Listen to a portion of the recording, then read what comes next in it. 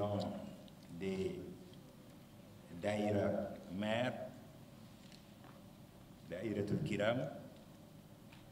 Daïratul Ahmadiyya et toutes les organisations parties intégrantes, partie prenante de l'organisation de cette présente édition. Au nom du Khalife général des Tidjanes, je vais juste donner une économie de message qui a été délivré par Serigne Moustapha. Au nom donc du Khalife général des Tidjanes, Serigne Babacar Sy Mansour, qu'Allah subhanahu wa ta'ala l'assiste dans sa noble mission en lui prêtant la bonne santé,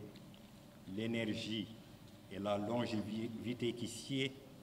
pour parachever l'œuvre de son illustre ancêtre, Maulana Cheikh Al Hadj Malick Sy, et celle de ceux qui l'ont devancé dans cette charge. L'occasion qui nous réunit ce jour est toute faite de symboles, puisque vous le devinez,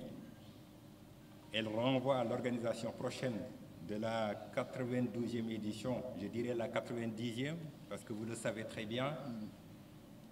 pendant 2 années, du fait de la pandémie, l'organisation de ce temps fort de l'agenda de la Hadratul Malikiyya a été suspendue. Initiée depuis 1930 par l'illustre Serigne Babacar Sy, qui en son temps invitait les fidèles à faire les 5 recommandations, je dirais, qui sont devenues presque proverbiales lorsqu'il nous confiait de préserver ces 5, seen diine, seen tariqa, seen métier, seen daïra, seen yoonu Tiwaawan. Donc voilà résumé le sens de cette commémoration qu'il avait choisi pour symboliser le renouvellement du pacte entre le disciple et son maître spirituel qui a en charge son éducation spirituelle. Comme vous le savez, du fait de la pandémie, le khalife général des Tidjanes, Serigne Babacar Sy Mansour, conformément aux recommandations des autorités sanitaires et après concertation avec la famille de Seydi El Hadji Malick Sy, radiyallahu anhu, et au passage, je profite de cette tribune qui m'est donnée pour présenter mes hommages à Serigne Maodo Sy, Ibn Abdul Aziz, et à l'ensemble de la famille de El Hadji Malick Sy. C'est donc devant le constat d'un recul rassurant de la pandémie qu'il a instruit Serigne Moustapha Al Amin de réunir toutes les parties prenantes, comme il vient de le signaler, la Daïratul Kiram, la Daïratul Ahmadiyya et Fédération, le COSCAS, la Daïratul Muqtafin, le jumelage Sidi Jamil, Action Daraji, la cellule Zawiya Tijaniya. Enfin, toutes les organisations devant intervenir pour une bonne marche de cette édition, afin qu'il puisse prendre toutes les dispositions nécessaires en vue de son organisation le 13 mars 2022, Inch'Allah. Cette édition donc aura la particularité de marquer le retour de l'agenda spirituel et culturel de la Hadratul Malikiyya, nous l'espérons, dans un contexte toujours marqué par la prévalence de la pandémie. Ce qui nous dicte donc une approche différente de celle que nous avions l'habitude lors de précédentes éditions. Nous le savons tous, celle-ci drainera beaucoup plus de monde, beaucoup plus de fidèles venant des 4 coins du Sénégal et de la sous-région, du fait de cette soif de ferveur, comme Serigne Moustapha vient de le dire, que la pandémie a généré avec 2 éditions de Gamou non honorées et la fermeture des lieux de culte sur une très longue période. Le maître mot sera donc le sens des responsabilités par rapport à cette édition. C'est ce à quoi le khalife, Serigne Babacar Sy Mansour, a exhorté toutes les parties prenantes, les autorités administratives comme sanitaires, le comité d'organisation, mais surtout les fidèles à travers les daïras, les fédérations et les coordinations.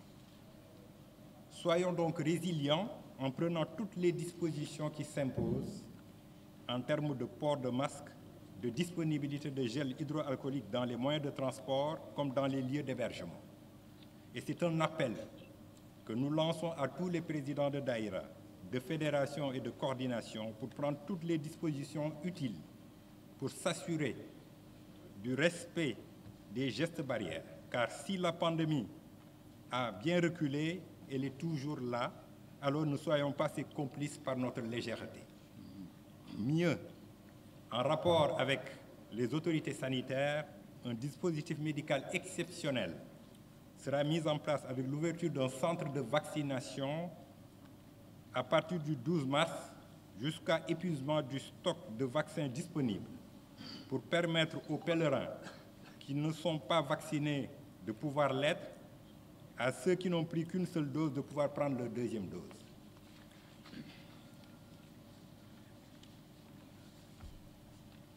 Il y a également comme dispositif sanitaire la mise à contribution de postes médicaux fixes et la mise en place de postes médicaux avancés.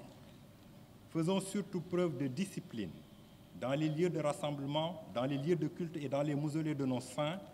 en faisant nos ziyaras ce jour de manière religieuse, sans bousculade, en ordre, dans la patience et le recueillement. À l'endroit des automobilistes, comme Serigne Habib l'a bien souligné, nous recommandons de respecter les consignes des forces de sécurité et les exigences du Code de la route. En retour à ces forces de sécurité et de défense et aux soldats de l'économie que sont l'administration de la douane, le Khalife recommande la magnanimité vis-à-vis de ceux qui empruntent la route venant de contrées lointaines, mus par le seul désir d'effectuer leur pèlerinage. Facilitez-leur le transit pour leurs personnes et leurs biens. Les victuailles qu'ils ont l'habitude de transporter ne servent que pour leur alimentation pendant leur séjour dans la ville sainte. Faites surtout preuve de tolérance à leur égard.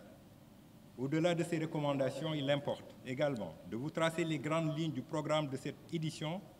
qui sera placé sous le sceau de l'innovation avec une approche communicationnelle différente, au-delà du programme traditionnel marqué par l'arrivée du cortège à Tivaouane. Certainement, nos présidents donneront un peu plus de détails par rapport à ce cortège.